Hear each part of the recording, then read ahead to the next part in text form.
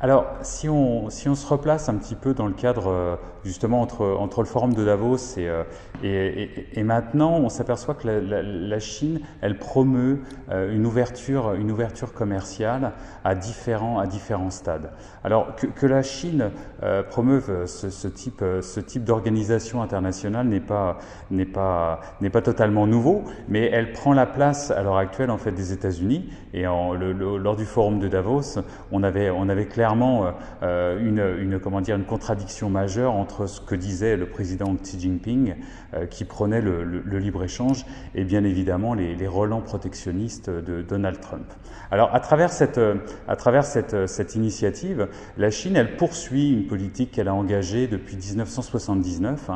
On dit généralement que c'est le quatrième acte de la politique d'ouverture commerciale de la Chine, qui avait commencé notamment avec les zones économiques spéciales, qui s'était poursuivi avec l'entrée de la Chine à l'OMC en 2001, et bien évidemment également avec la politique de Go Global, c'est-à-dire d'internationalisation des entreprises au courant des années 2000.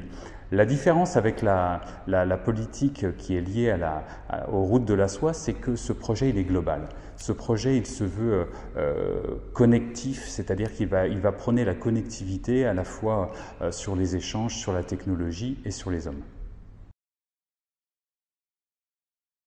C'est une question que l'on peut se poser, notamment dès qu'on parle d'infrastructure. Généralement on parle de ponts, on parle de routes, on parle également de centres de recherche ou d'écoles, mais dans le cas des premières infrastructures ou des premiers projets des routes de la soie, les 900 premiers projets qui représentent environ 900 milliards de dollars d'investissement, on est plus sur de l'infrastructure lourde, c'est-à-dire effectivement des ponts ou des routes, et donc bien évidemment on va avoir de la consommation de matières premières et de la consommation énergétique.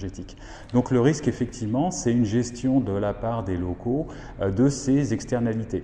Toutefois, on peut tout à fait imaginer également un modèle de production de ces infrastructures qui serait beaucoup plus durable. D'ailleurs, le 19e plan chinois le rappelle, les infrastructures doivent être construites de manière durable, et on insiste sur le caractère durable de ces projets. Donc on peut penser que côté chinois, on n'a pas envie d'aller externaliser sa pollution à travers ces infrastructures, mais qu'on veut plutôt offrir en fait un bien public international à ses voisins. Alors j'ai presque envie de vous répondre, l'a-t-elle déjà faite ?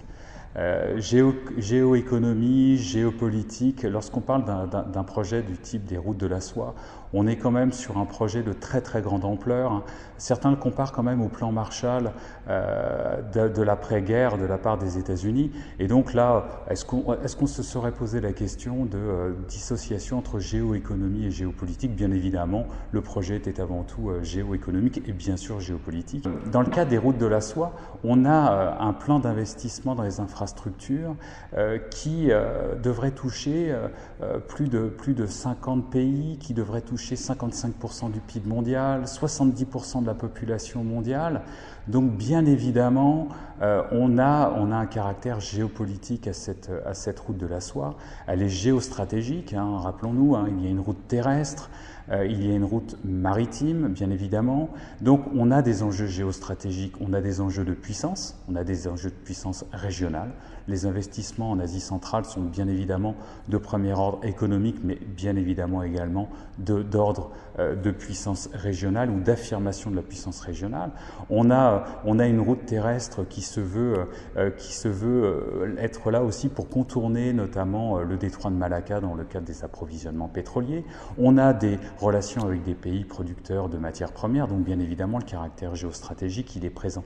Le caractère du risque est présent, et ça sera, j'allais dire, le rôle des think tanks notamment, d'aller évaluer à la fois les caractéristiques économiques, mais bien évidemment géostratégiques et géopolitiques de ce projet.